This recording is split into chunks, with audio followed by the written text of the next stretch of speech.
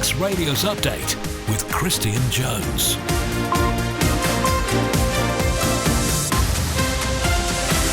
First of May, good afternoon. It's 5 o'clock on Tuesday, the 5th of August. I'm Christian Jones and this is Update. Welcome into 30 minutes of all the latest news, sport and travel compiled from the resources of Manx Radio's newsroom. On the way tonight, a leaked document has revealed Manx Care is planning possible cuts to elective surgery sessions.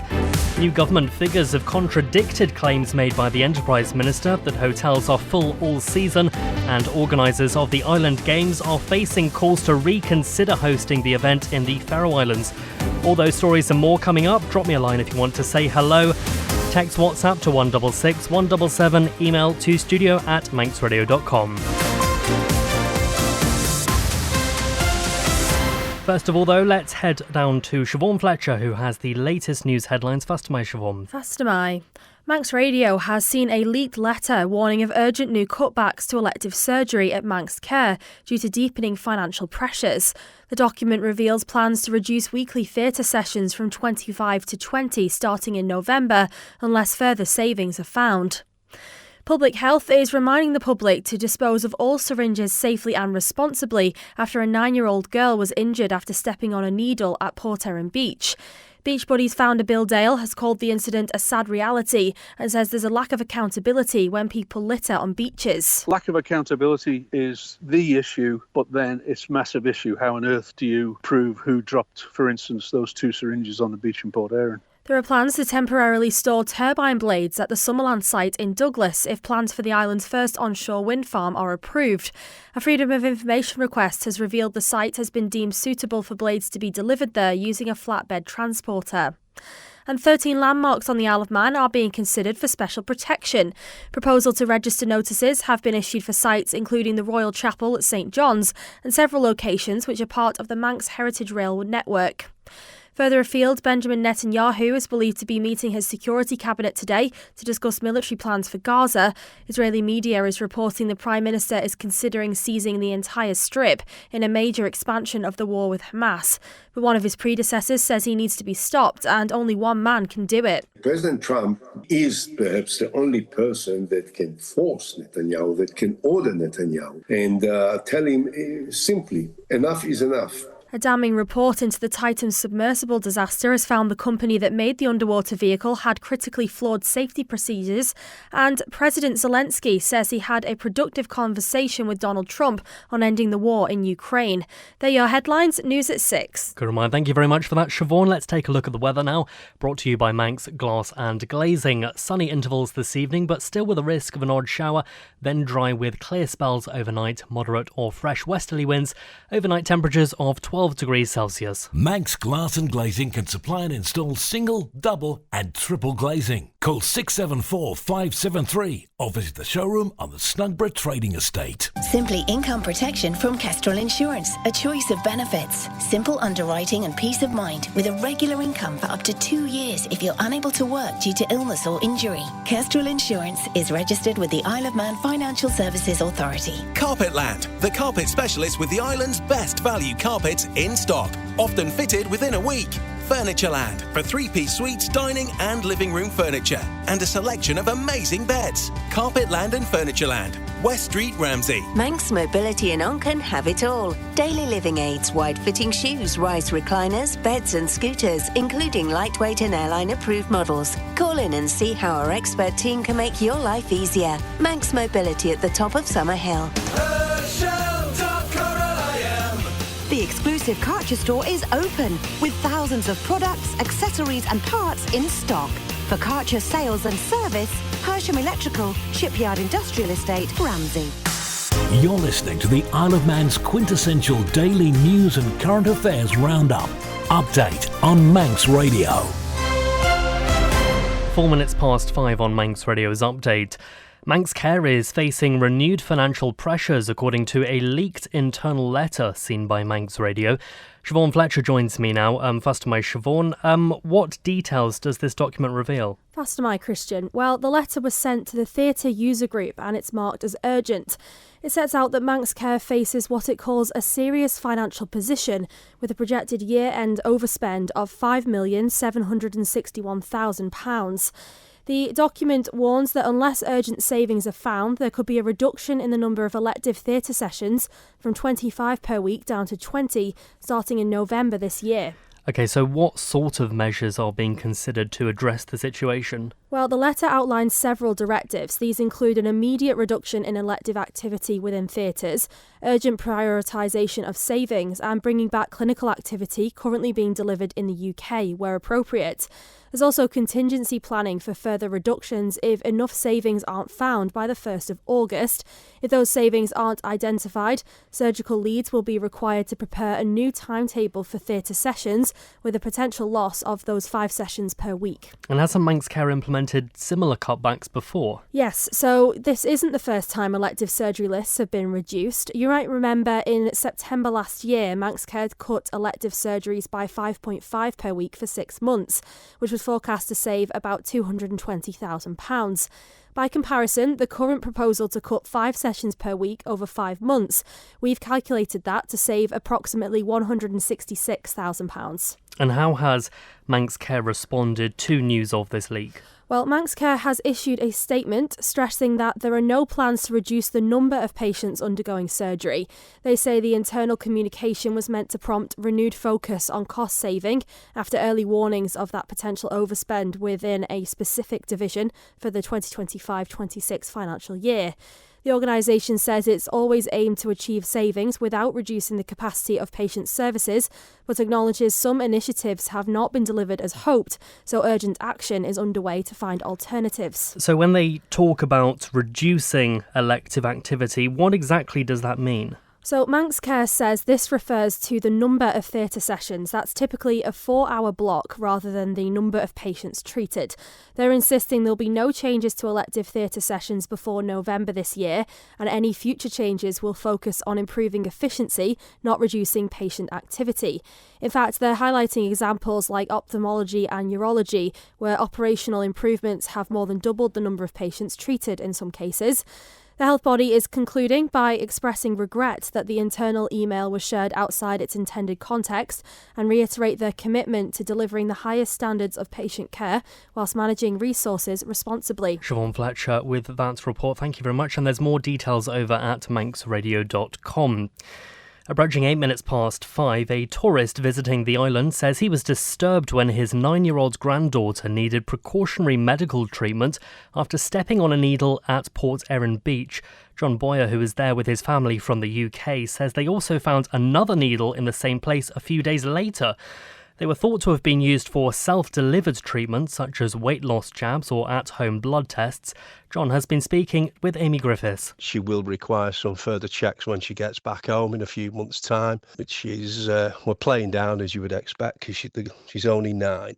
We're playing down, but it's just to check that there's nothing. Thankfully, from some of the more nasty type diseases you can get from stick injuries. And you have spoken to Port Erin commissioners about this, haven't you? So what did they say to you? They said it was a rarity that these things happen. But as I indicated earlier, I mean, this happened on the Sunday, and then we went to the beach on the Wednesday.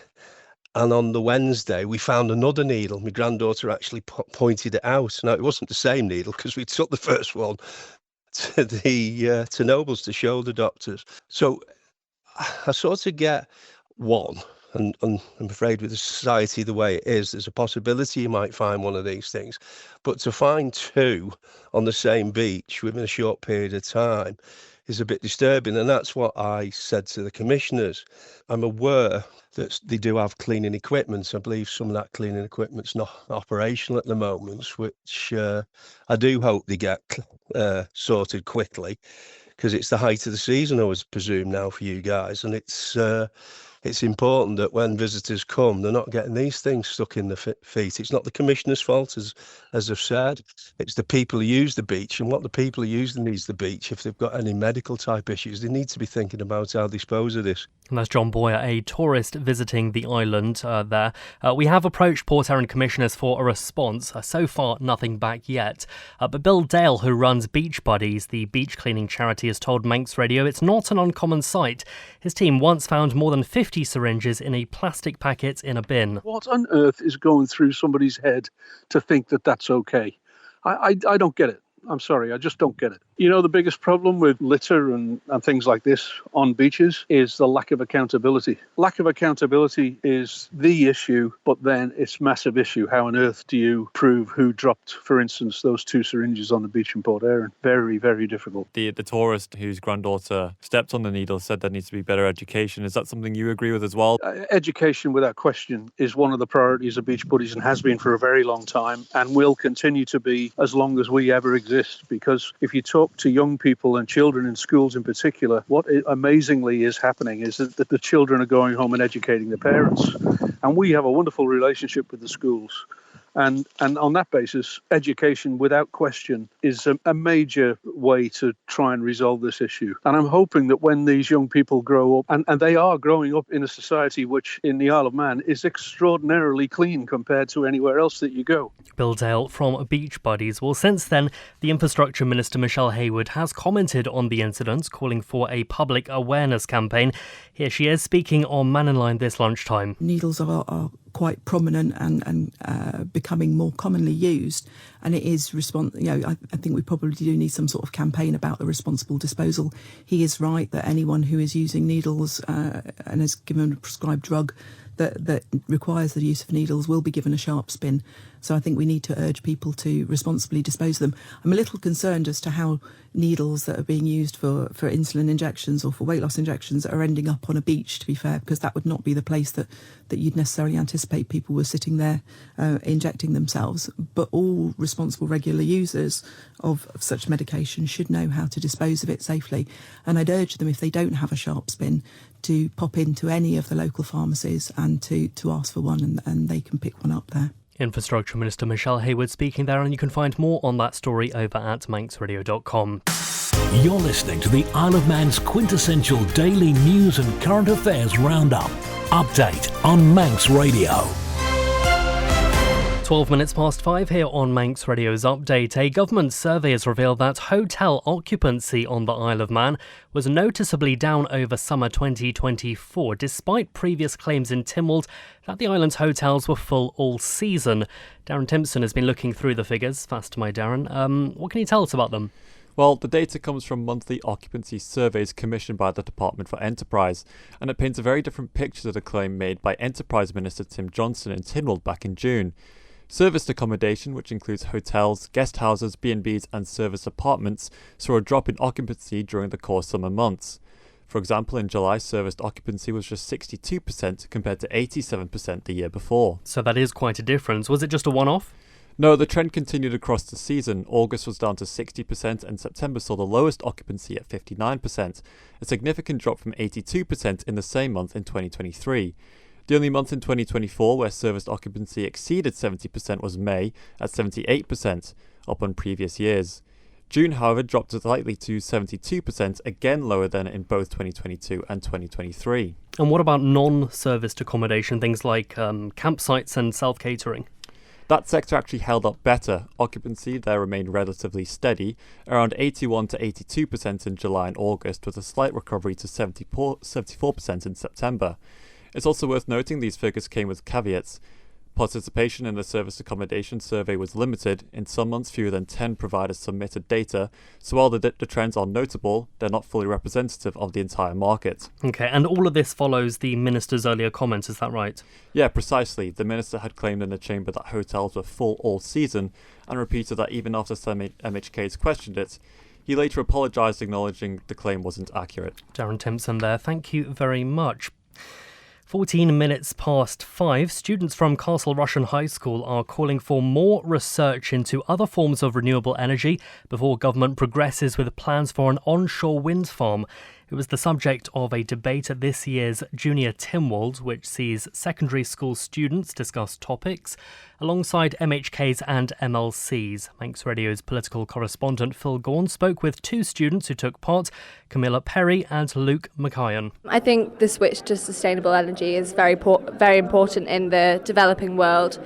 It's just as to whether we use wind energy or solar energy or water generated energy. That's just the question. And I think that we all agree with Brescia in that there should be more research into these areas before the wind turbines move forward in their sort of development. John Wallenberg, chair of the Manx Utilities Authority, he seconded the motion and gave an impassioned speech as to why a wind farm was needed. In terms of generating electricity, which is immune to these global political issues, wind is one of the best natural resources the island man has. This in turn could help us as an island to be more self-sufficient. Our average wind speeds very much support the consistent generation of power from wind turbines. Wind power also aligns best with when electricity is used on the Isle of Man. We use most of our power throughout the winter when wind speeds are at their highest, and of course the wind can blow right through the night when solar solutions cannot. Were you not convinced by Mr. Wallenberg? I think there's pros and cons in all aspects of the wind farms, and as a collective, we as a school know that there's often, between CEOs and schools as ourselves, we know our environment, we know what we want. It all depends on what we see as a collective, and we just want the best for us. And the fact that he actively went against us as a school, as students, it was a bit disheartening. An environmental group is urging organisers of the International Island Games to reconsider hosting the event in the Faroe Islands in 2027. Specifically, the group has raised concerns about the annual event held in the Faroes that they believe goes against the values that the Games aim to uphold. Our sports editor Rob Pritchard joins us now. First of all, can you just explain who the organisation is that's protesting against the event in 2027? Yes, faster my Christian. So the group in question, which is supporting calls against the 2027 Games right now, is an environmental conservation society that goes by the name of Sea Shepherd Conservation Society. Well, since 1977, the society says its mission is to protect and conserve the world's ocean and marine wildlife. The organisation has raised concerns about an annual event in the Faroe Islands known as the Grindadrap, which it believes, in its words, is in sharp contrast to the values of unity, compassion and respect that the Island Games are meant to represent. The society has also clarified it's not leading this particular initiative, but hopes it will spark debate and reflection, in their words, on the subject. So what is the Grindadrap? So, the Grindadrap is a centuries-old tradition which still takes place in the Faroe Islands, in which pilot whales are hunted and killed, and it is a tradition which is deeply embedded in Faroese culture. The main targets are long-finned pilot whales. Well, the Sea Shepherd Conservation Society is of the opinion that the practice is, in its words, brutal, and it's something the society says it's actively opposed since 1983.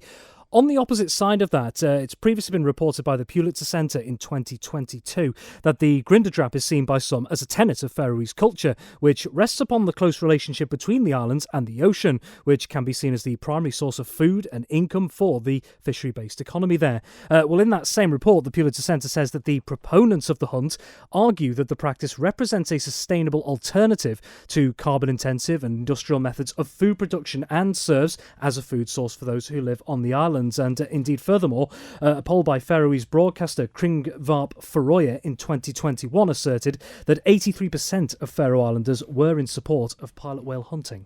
So we've heard the society's view on the matter. What have the organisers of the Island Games got to say about this? So we have since approached the International Island Games Association and also the organisers of the Betry International Island Games 2027. In a statement, a spokesperson for the International Island Games Association said the following: Whilst it recognises the strong feelings people have on this issue, the International Island Games Association was formed to foster and encourage friendship through sporting activities between diverse island communities and to provide opportunities for sportsmen and sportswomen to participate in international sport. Therefore, we do not become involved or interfere in politics. We respectfully suggest that people should approach the Faroese government with their concerns. Meanwhile, the organisers of the Betry International Island Games 2027 referred Manx Radio to the aforementioned statement there and said they would be making no further comment at this time. Manx Radio has also approached the government of the Faroe Islands for comment. Rob Pritchard there, thank you very much, and you'll be back with sport a little bit later on. Let's take a look at the travel now. Manx Radio Travel, driven by Quayside Tyres and Service Centre. Well, there's a few things to be aware of. We'll start in Douglas. 24-hour three-way lights at Port Jack for sewer work. Also in Douglas, the traffic light system at St Ninian's Crossroads is being replaced. So there are temporary lights on currently replacing the main lights, and all filter lanes are out of operation. Also in Douglas, temporary lights on Woodbourne Road, 24 hours a day at the Albany Road junction for bus stop improvement works. In Peel, Portown Road, closing weekdays 9:30 till 3:30. That's for Cat's Eyes installation work, and the work is expected to take between 7 and 9 days. In Ramsey, temporary lights on Bowring Road, that's between Windsor Road and the Coburg Road, 24 hours a day, and also the Swing Bridge is closed to traffic. We'll take a look at the steam packet. Everything's looking good there, and over at Ronaldsway Met Office, all looking to time on my watch. Ask how you can spread the cost interest-free at Quayside. You're listening to the Isle of Man's quintessential daily news and current affairs roundup. Update on Manx Radio.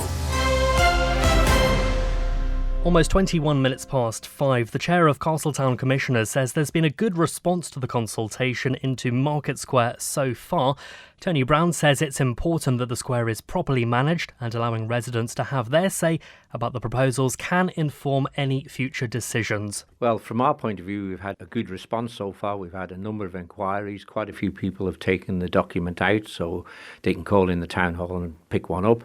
There's also been, we think, quite a good uptake on the website, so it's available for anybody interested on our website. And we've had a number of emails and letters back in, which will eventually go to the board when the consultation period closes, which is the 26th of August. Why the commissioners have decided to do this? Well, simple, to do it properly. We think it's very important the public are involved in such major decisions like this that affect our town. And this new board decided right from the beginning we wanted to do this properly because the Market Square is so important to the town. It's the heart of the town, and it's important we get it properly managed, decide properly what we want to do, and we believe involving the public and let them have a say on what our proposals are is important. We have ideas. It doesn't mean we have the answers. That's two different things.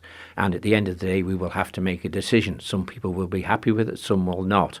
At the moment, we've just projected what we believe could work and how it could benefit the town, and now we're waiting to hear what the public say. And as I say, we've had some quite good feedback. That's the chair of Castletown Commissioners, Tony Brown, speaking to local democracy reporter Emma Draper. Get the full story. Tune in to Manx Radio's newscast for in-depth interviews behind the headlines. Find the newscast now at manxradio.com or your usual podcast provider. An event organised to showcase the north of the island will take place next month. Nice Up North, set up by the Northern Health and Social Care Hub, will gather support people, charities and community groups. Speaking to Darren Timpson is the coordinator, Georgia Zapparoli, who explains why young and old people can benefit from it. 32% of our population are over the age of 65, and a lot of these people aren't online, or if they are online, it's in a limited way. And because most of the advertising of these things happen online, we need to make sure that we're actually reaching people that would benefit from the services. Within the north of the island, that 32% is somewhere in the region of 3,500 people who are retired or could be retired. And their contribution to the community is still enormous. These people look after grandchildren, they run all of the charity shops, they do an awful lot around and about the things that are available. And the problem is that if you do retire and then sit at home and just watch your TV, yes, have a break. However, that way lies madness. People end up very lonely, isolated, and those things themselves can cause mental health problems. They make it much more likely that you'll end up with dementia, and we'd like to avoid that if we at all can. We hear a lot that there's nothing to do on the island. However, there's an awful lot to do that, again, people aren't aware of because these are quieter groups that just get on with things. There are volunteering opportunities to go and work with the bird aid people up in the north on the Airs. There's the Manx Wildlife Trust where you can go and get involved with the replanting of the rainforest project for, as I'm sure, well, I say you might be aware, I wasn't aware, the island all used to be temperate rainforest, and the first initiative to restore these temperate rainforests in the world happened on the Isle of Man. It's happening in Glen Alden. Georgia Zapparoli, the coordinator, speaking with Darren Timpson there. Well, now Rob Pritchard is back in the studio with the latest sport. Faster, my Rob. Faster, my Christian. First off tonight, FC Isle of Man has now confirmed its full list of fixtures for the 2025-26 season. Having previously announced its matches from late July to the end of August, the club has now revealed its plans for the remainder of the campaign from September this year to April 2026. Well, this month sees the island side host Glossop North End this Saturday before away trips to Earlham and Wythenshawe on Tuesday the 12th of August and Monday the 25th of August respectively. To end August, the Ravens welcome Padiham to the Bowl on Saturday the 30th of August, with the reverse tie between those two sides being FC Isle of Man's last game of the season on Saturday the 18th of April next year. Meanwhile, FC Isle of Man does say the home fixture against Stockport Town on Boxing Day the 26th of December and away match against the same team on Monday the 6th of April 2026, which will be Easter Monday, they do remain subject to confirmation. Well, you can see the Manx Club's full list of remaining fixtures for the 25-26 NWCFL Premier Division season at manxradio.com. Elsewhere in motorsport, it's been confirmed who'll be the first riders away in the Formula One race at this year's Classic TT. The three-lap race is hoping to be a throwback to the great races of the 1980s and 90s, according to organisers, and it's being described as one of the showpiece events of this year's meeting. Well, among the entries are a host of current TT competitors on a range of machinery, including Kawasaki ZXR 750s, Ducati 916s and Suzuki XR69s. While leading the field away will be Manxman Nathan Harrison at number 1, followed by Dominic Herbertson at number 2, with last year's Classic Superbike MGP winner Mike Brown at number 3. Elsewhere in the field, Michael Dunlop MBE is listed at number 6, although his machinery is yet to be confirmed. Meanwhile, 2022 Classic Superbike MGP winner Rob Hodson will start from number 9, 16-time TT winner Ian Hutchinson at number 12. While the 2025 Classic TT will run parallel to the 2025 Manx Grand Prix, both events taking place between the 17th to the 29th of August. And just finally, Malta and Gozo have been announced as the hosts for the Commonwealth Youth Games in 2027. Commonwealth Sports says the event in 2 years' time will take place across 4 main venue clusters across the 2 islands. Good reminder. Thank you very much, Rob. I just want to ask you a quick question. I've heard your commentary during FC Isle of Man games, and I'm not going to lie, how do you learn people's names so quickly? Because I've been to a few FC Isle of Man games. I don't know who anyone is, even though I've met some of the people. I suppose it just builds over time, I guess. It just builds over time. Okay, so you're not Rain Man. Well, that's it for Update this evening. Thanks very much to newsreader Siobhan Fletcher. Up next is Island Life with a look ahead to the Manx Grand Prix. After that is Chris Kinley's Greatest Hits, John Barker after that with a folk show. Then last but not least, Dave Moore with After Hours. I'll be back with you tomorrow, so until then, take care. Bye-bye for now.